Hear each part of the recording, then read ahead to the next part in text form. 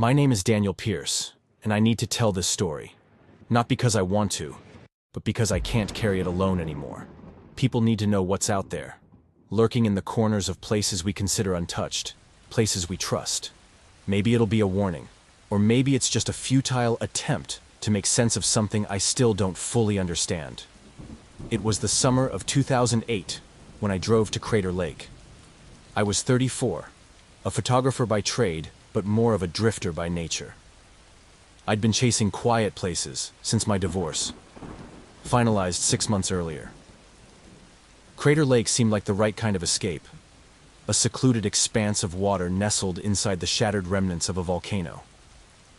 There's something poetic about that. Peace rising from destruction. I arrived around 5 p.m. The sun hung low, casting long shadows across the forest road. The lake glimmered in the distance, an almost unnatural shade of blue, as if the sky had melted into it.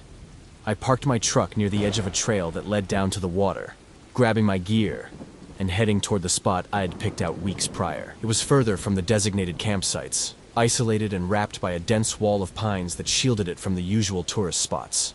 That's how I liked it. No people, no noise, just me and the world. By the time my tent was up and the fire was crackling, twilight had settled over the lake. The surface was impossibly still, like glass stretching far beyond what the eye could capture. I sat near the shore, camera in hand, snapping photos of the fading sun dipping behind the caldera. It felt almost sacred, like I was trespassing on something ancient. That's the thing about Crater Lake. It doesn't feel like a place meant for people. I stayed by the water until the stars took over, each one mirrored faintly in the black expanse below. The wind carried the faint scent of pine and damp earth, but there was something else. Something I couldn't place. A metallic tang hung in the air, faint but persistent, like the smell of old pennies. I ignored it at first, assuming it was just the water. Bodies of water have odd smells sometimes, and this lake sat inside a dead volcano. Maybe there were minerals seeping up from below. I convinced myself of that, though the smell lingered long after the fire had died down.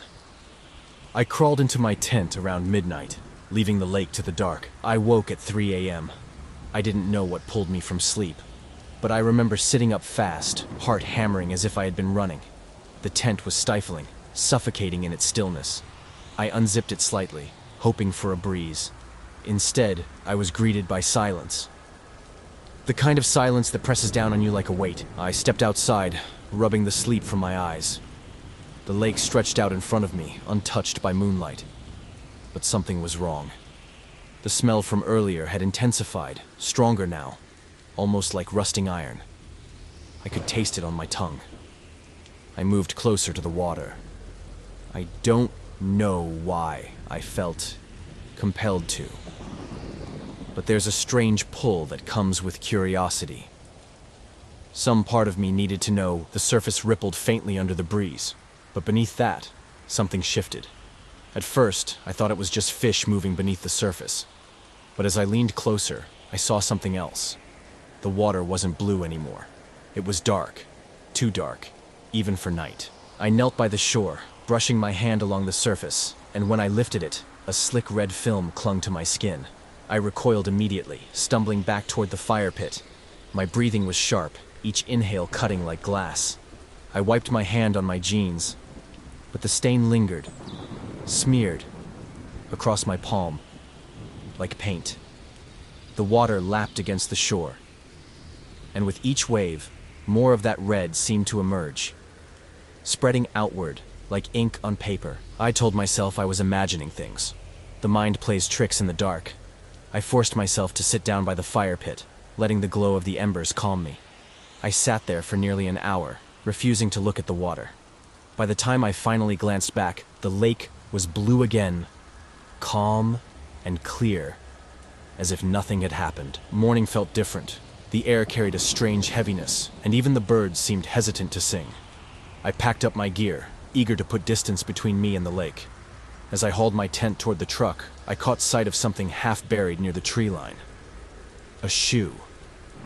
It was small, like a child's sneaker, caked in dried mud. I glanced around, but there were no other signs of people. Crater Lake wasn't exactly the type of place families visited with kids. Not this deep into the woods, at least. I picked it up, inspecting it under the morning light. The fabric was worn, the laces frayed. Something dark stained the toe. I thought it was mud until I realized it flaked off beneath my thumb. Dried blood. But I didn't do that. Instead, I carried it with me to the nearest ranger station, where an older man with silver hair and tired eyes greeted me from behind the counter. I told him about the shoe, leaving out the part about the water. He didn't ask questions. He just took it, setting it behind the desk with a grim nod. As I turned to leave, he said something that still haunts me. "You're not the first to bring one of those here." I looked back, confused. "What do you mean?" I asked. He hesitated, as if he'd already said too much. Finally, he shook his head. "People lose things out here. It's easy to get turned around in the woods." He was lying. I could see it in the way his hands fidgeted with the corner of a paper on his desk. But I didn't push. I left Crater Lake that afternoon, driving until the sun dipped below the horizon. I didn't stop until I hit the next town over, booking a room at a rundown motel off the highway. That night, I dreamed of red water and children's laughter echoing from beneath the surface.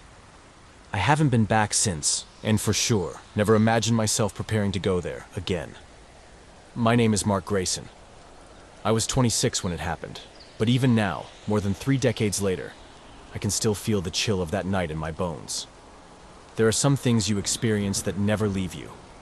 This is one of them. In the summer of 1989, I was part of a small group that hiked the Adirondack Mountains every year. It was tradition. 4 of us, longtime friends, escaping the city for a week under the stars. That year, it was me, Danny, Rob, and Chris. We had been doing these trips since high school, but something about this one still haunts me. We arrived on a Thursday afternoon, the kind of warm July day where the air hums with the sound of insects and the sun filters lazily through the trees. The drive up was smooth, uneventful, the kind of trip that feels forgettable. But by nightfall, that changed. We set up camp near Heart Lake, a spot we had camped at once before. There was something peaceful about it. Thick woods surrounding the clearing, and the distant sound of water brushing against the shore. By the time the tent was pitched and the fire was lit, the sun had dipped below the horizon, leaving behind only the silhouettes of the trees against the bruised sky. Rob was the first to notice it.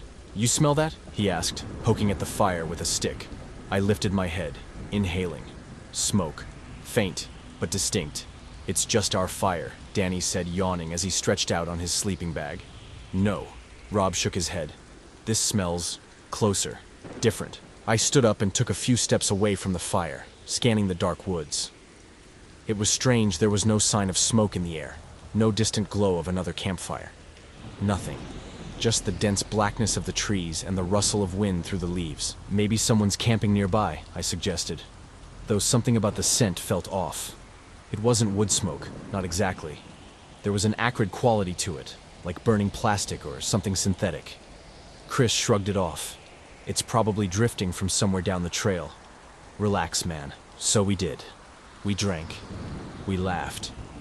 By midnight, we had all crawled into our tents, the fire reduced to glowing embers. I woke to the sound of crackling. For a moment, I thought it was just the fire dying down outside. But as I sat up, the hair on the back of my neck rose. The crackling wasn't coming from the campfire. It was deeper, from beyond the trees. I nudged Rob awake, whispering, "Do you hear that?" He groaned, rubbing his eyes. But as he sat up, he froze. The sound wasn't faint. It was louder now, clearer, like a roaring fire consuming wood at a distance that felt too close. Danny stirred, poking his head out of the tent. "What the hell, guys?" But as soon as he heard it, he stopped talking. We all listened. The sound was unmistakable. Fire. Yet, as we stepped out into the clearing, there was nothing.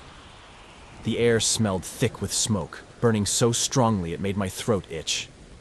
But no matter how much we searched, there was no glow, no embers, no light flickering through the trees. Chris grabbed a flashlight, scanning the woods. "I don't get it. It sounds like it's right there." He pointed towards the lake. We followed him, the crunch of twigs beneath our boots the only sound besides that invisible fire. The closer we got to the lake, the louder it grew. That's when Danny stopped walking. "Guys," he said quietly, his voice trembling. "Look at the water." I followed his gaze. Heart Lake was still. Too still. Its surface was flat as glass, but reflected in it, clear as day, was the glow of fire. Flames danced across the reflection, flickering and alive. But when we looked up, nothing. There was no fire on the shore, no smoke curling into the sky.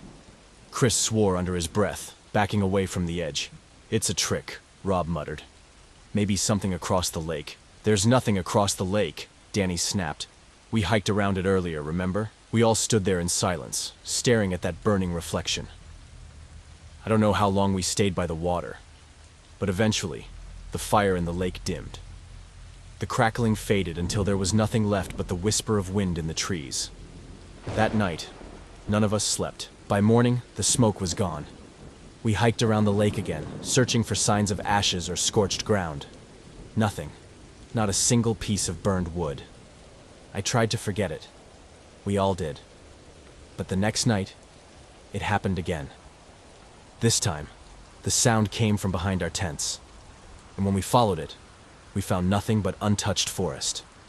The lake reflected flames once more. On the third night, Chris left. He packed his things at sunrise and hiked back to his car. Danny left the morning after that. Rob and I stayed until the end of the trip, but even during the day, the woods felt different. The silence felt heavier, the shadows darker. I have returned to the Adirondacks only once since then. I didn't camp. I just stood by Heart Lake, staring into the still water. It didn't reflect fire that time. But as I turned to leave, I swear I heard the faint crackling of flames, drifting through the trees. When I first decided to visit the Grand Canyon, it wasn't for adventure or thrills. I had been going through a rough patch, the kind that chips away at your sense of self and leaves you wondering what's left. My name is Caleb Watson, and back then, I was just another guy trying to find some peace. My best friend Drew and I planned the trip on a whim, deciding that a few days of camping away from the noise of life might help us reset. We arrived at the South Rim in the late afternoon. The sky was painted with streaks of amber and violet as the sun sank low on the horizon. The sheer scale of the canyon silenced every thought in my head.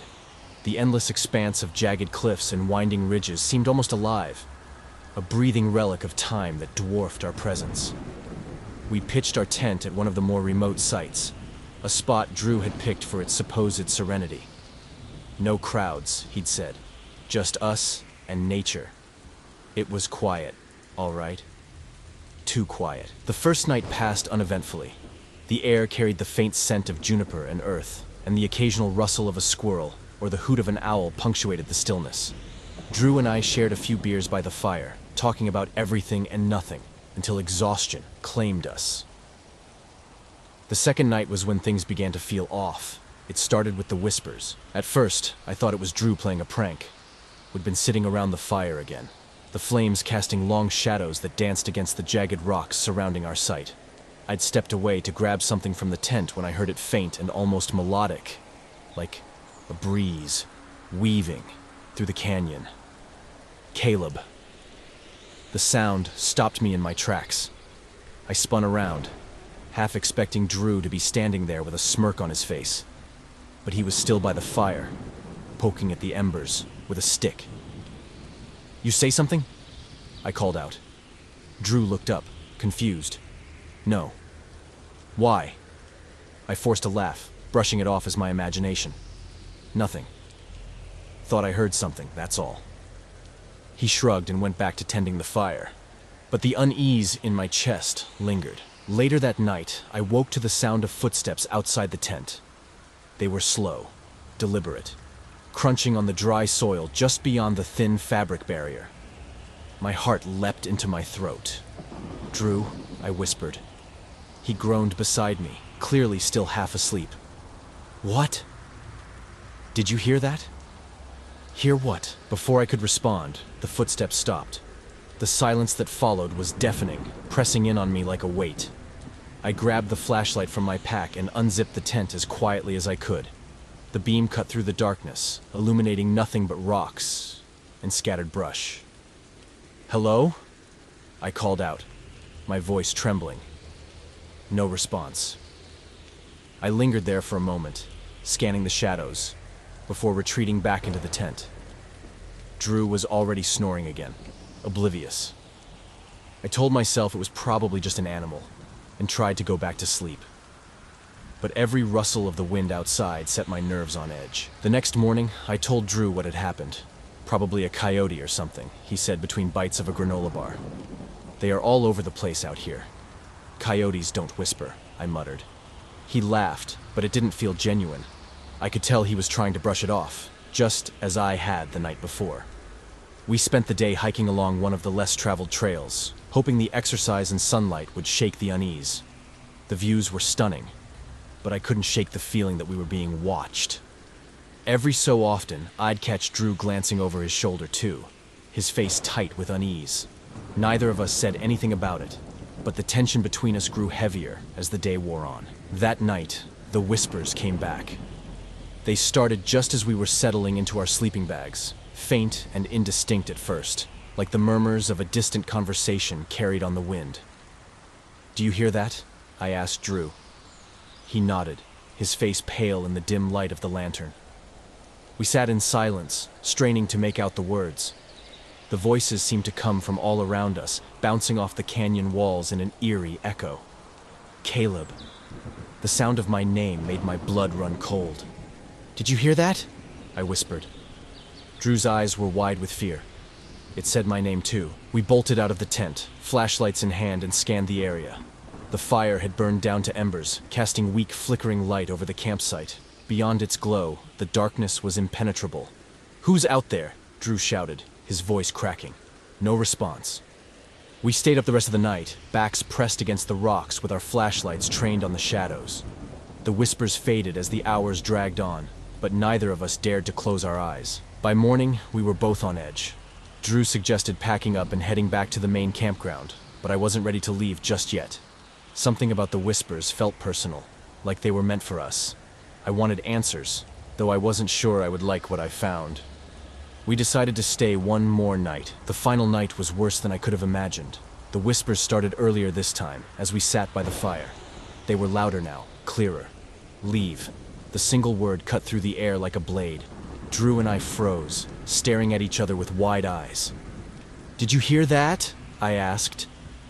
He nodded, his face pale. We didn't wait to see what would happen next. Scrambling to pack up our gear, we were both shaking with adrenaline. But the whispers didn't stop. "Caleb! Drew!" The voices were everywhere, overlapping in a chaotic symphony of fear. They grew louder and louder until it felt like they were screaming inside my head. "Go." The command was deafening. We grabbed what we could and ran, leaving the tent and most of our supplies behind. The trail back to the main campground felt endless, the darkness around us alive with movement and sound. I swear I could feel something following us. Its presence heavy and oppressive. Drew kept looking over his shoulder, his face a mask of terror. When we finally reached the safety of the main campground, the whispers stopped. We reported what had happened to a park ranger the next morning. He listened patiently, his expression unreadable.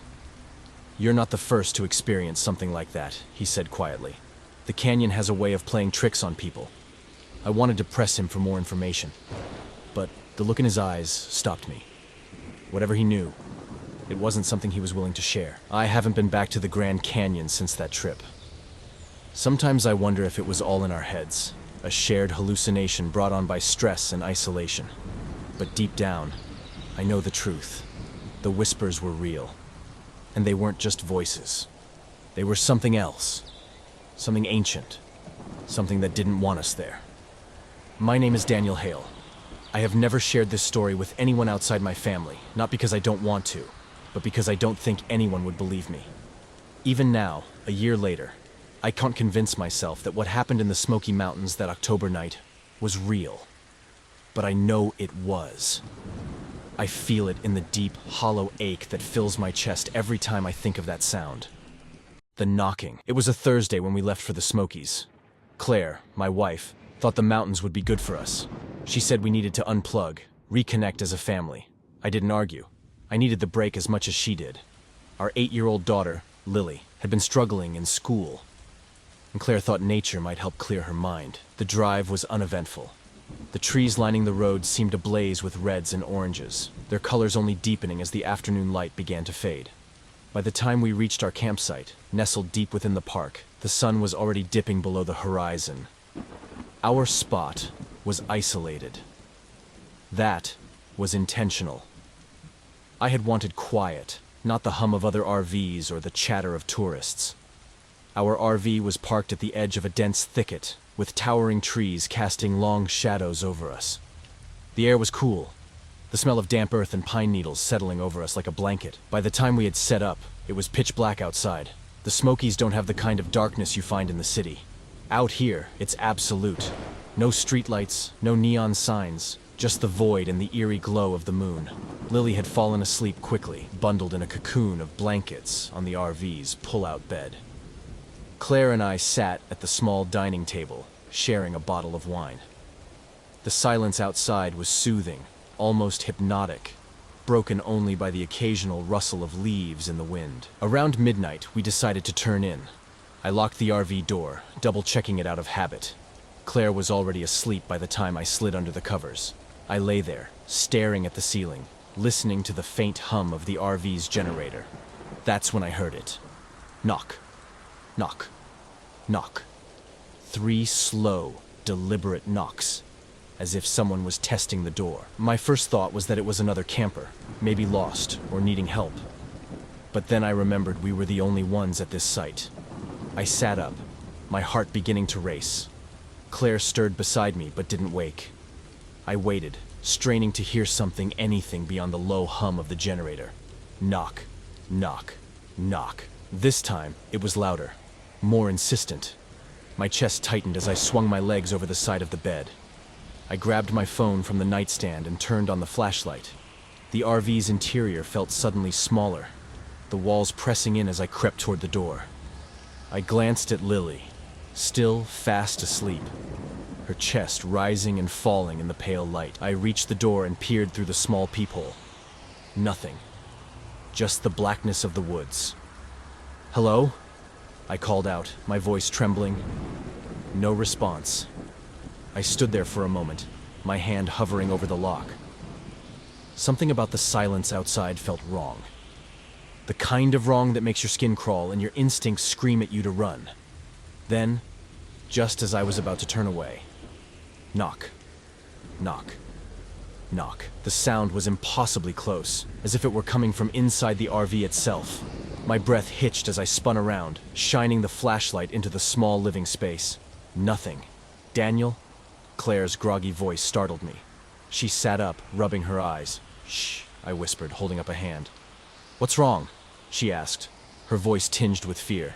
"There's someone outside," I said, though even as the words left my mouth, they felt inadequate. Claire slid out of bed, pulling a sweatshirt over her pajama top.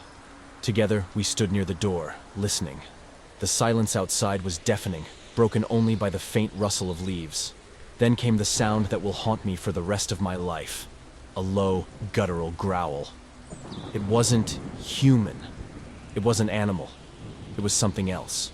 Something that didn't belong in this world. The sound vibrated through the RV, setting my teeth on edge. Claire grabbed my arm, her nails digging into my skin. "Daniel, what is that?" "I don't know," I whispered, my voice barely audible. The growl faded, replaced by heavy, deliberate footsteps circling the RV. I moved to the window, pulling back the curtain just enough to see outside. The flashlight beam cut through the darkness, revealing nothing but trees and shadows. But the footsteps continued, methodical and unrelenting. Then, the knocking started again. Knock. Knock. Knock. It was louder now, more aggressive. Lily woke up, her small voice trembling. "Daddy? What's happening?" "Nothing, sweetheart," I lied, my voice cracking. "Go back to sleep." But she didn't. She sat up, clutching her stuffed bear, her wide eyes darting between me and Claire. The knocking grew frantic, like fists pounding against the metal door. The RV shook with each impact. "Daniel, do something!" Claire hissed, her voice trembling. I grabbed the only weapon I had, a small hatchet we had brought for chopping firewood. My hands were slick with sweat as I gripped the handle, my heart pounding so hard I thought it might burst. And then, as suddenly as it had started, the knocking stopped. The silence that followed was unbearable, stretching on for what felt like hours. I didn't move, didn't breathe, waiting for the next sound. That's when I saw it. Through the window, just beyond the tree line, a figure stood watching us. Its shape was indistinct, more shadow than substance, but its eyes glowed like burning coals. I stumbled back, nearly dropping the hatchet. Claire saw it too, her hand flying to her mouth to stifle a scream. The figure didn't move, didn't make a sound. It just stood there, watching. And then, in a voice that was both a whisper and a scream, it spoke. "Let me in." The words sent a chill down my spine, freezing me in place. The voice was wrong, like a distorted recording played backward. "No," I whispered, though the word felt meaningless against the weight of its presence. The figure tilted its head, as if amused. Then, without warning, it lunged toward the RV. The next moments were a blur of panic and chaos. The RV shook violently as the figure slammed against it, its glowing eyes filling every window. The growling returned, a low, guttural sound that seemed to come from everywhere at once. Claire screamed, pulling Lily into her arms, as I swung the hatchet wildly, though there was nothing to hit. And then, just as suddenly as it had begun, it stopped. The silence was so abrupt it was almost deafening. The RV was still, the darkness outside impenetrable once again. We didn't sleep that night. We didn't dare move until the first rays of sunlight pierced through the trees. When we finally stepped outside, there was no sign of the figure, but the ground around the RV was littered with deep, claw-like marks, as if something had tried to tear its way inside. We left that morning, abandoning our plans and cutting our trip short. I don't know what we encountered that night in the Smoky Mountains, but I do know one thing. It wasn't human, and it wasn't an animal. Sometimes when the nights are quiet and the wind is just right, I think I can still hear it. Knock, knock, knock.